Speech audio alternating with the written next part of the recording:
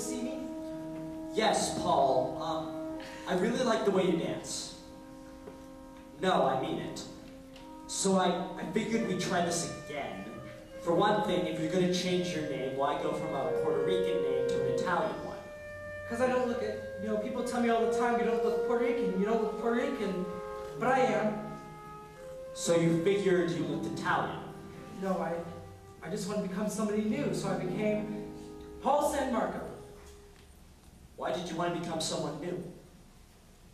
Why? I'm not exactly proud of my past. Well, who is, Paul? But that's what the word means, past. Well, that might be easy for you to say. Okay, look, wait a minute. What made you start dancing? Your parents? No. What do Puerto Ricans know about theater? Now they have Channel 47, then they didn't have anything. My father, he loved movies, and he'd take us all the time. He'd work nights and come home late and take us to 42nd Street, and we'd come out of one movie and go to another and another movie, and I don't know why, I always loved musicals. How old were you? 7 or 8. On 42nd Street. Yeah, it was a trip. Go on. Well, I moved down front. I couldn't see. I wear contact lenses now. I moved down front, and these strange men would come sit beside me and play with me. I never told anyone, because I guess it didn't matter. Why didn't it matter? Why?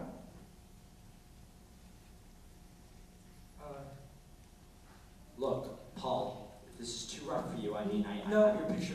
No. Okay. From seeing all those movie musicals, I used to go dancing around in the street, and I'd get caught all the time. God, it was embarrassing. I was always being Sid Charisse, you know, always. Which I really didn't understand, because I always wanted to be an actor.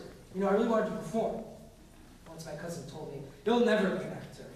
And she was telling me this because I was such a sissy. You know, I was terribly effeminate. I always knew I was gay, you know, that didn't bother me. What bothered me was I didn't know how to be a boy. One day I looked at myself in the mirror and I said, "You're 14 years old and you're a faggot. What are you going to do with your life?" Well, by that time I was in Cardinal Hayes High School. There were 3,000 other boys there. I had no protection anymore.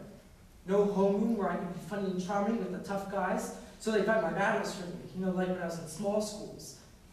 I liked school, but my grades, they got so bad, I wouldn't even raise my hands to questions in class because I'd be afraid they would laugh at me. It was awful. They'd even whistle at me in the halls. So, finally I went down to the principal's office, and I said, "I'm a homosexual." What a Catholic high school at the age of 15, you just didn't say things like that. So I said, "Would you like to see a psychologist?" So I did. And he said, "I think you're very well adjusted for your age, and I think you should quit school." So I did. I really didn't want to. I just couldn't take it anymore. You know, see, what I was trying to do when I quit school is find out who I was and how to be a man. You know, there are a lot of people in this world who don't know how to be men. And since then, I found out that I am one. I was looking for the wrong thing. I was trying to learn how to be butch. Anyway, started hitting around 72nd Street, meeting all these really strange people, just trying to make friends that were like me so I'd understand what it was that I was. Somebody told me they're looking for male dancers down the Jukebox Review. You know, the drag show. So I go down to audition. Now, from all those years of pretending I was Sid Charisse, you know, I had this fabulous extension. I mean, I could turn anything my first audition. But they told me, "You're too short to be a boy. Would you like to be a pony?" A pony? What's that? A girl. A girl? Well, what do I have to do? Show us your legs. My legs, but I got hair on my legs. Doesn't matter, just come upstairs. So I went. I hiked up my jeans, put a pair of nylon stockings on, and high heels. It was freaky. It was incredible. Anyway, they took me back downstairs and they said, "Oh, you have wonderful legs." Really? Terrific. How to it's so strange thinking about this now. You know, it was over a lifetime ago. I was just past 16.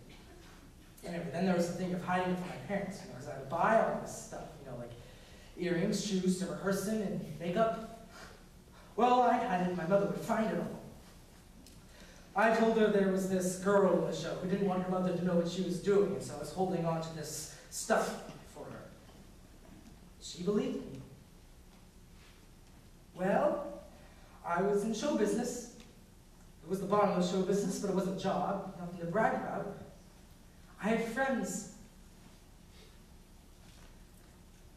But after a while, it just got so demeaning. You know, nobody at the jukebox review had any dignity. Most of them considered themselves freaks.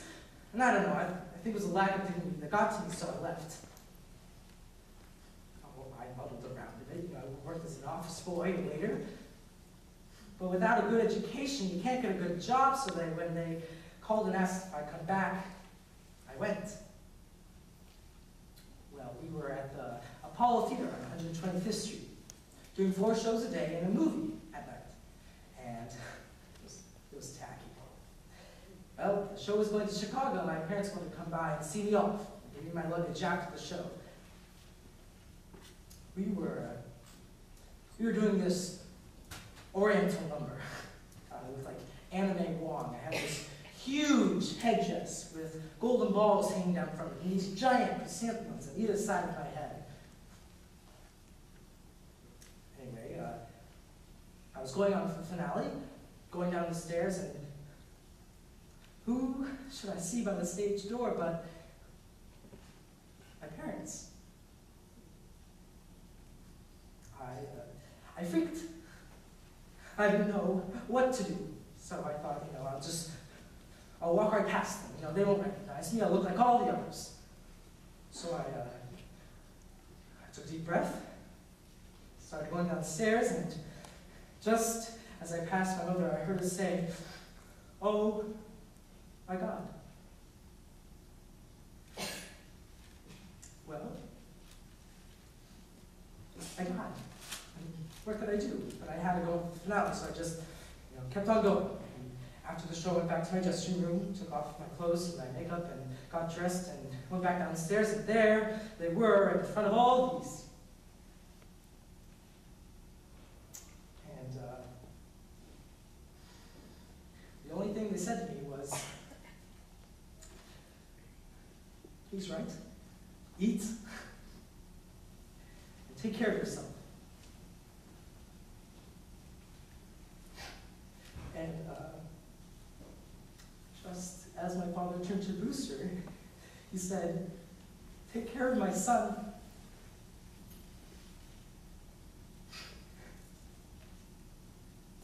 That was the first time he ever called me that.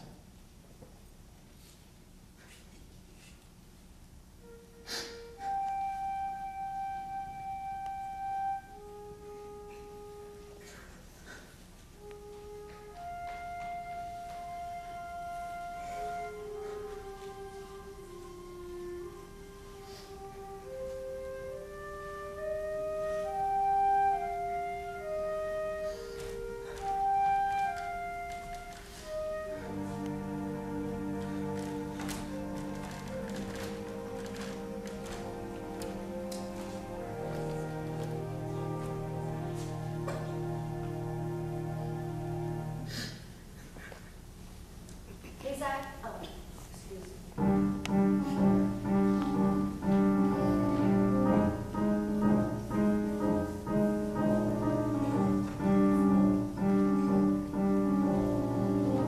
Okay, kids, everybody in.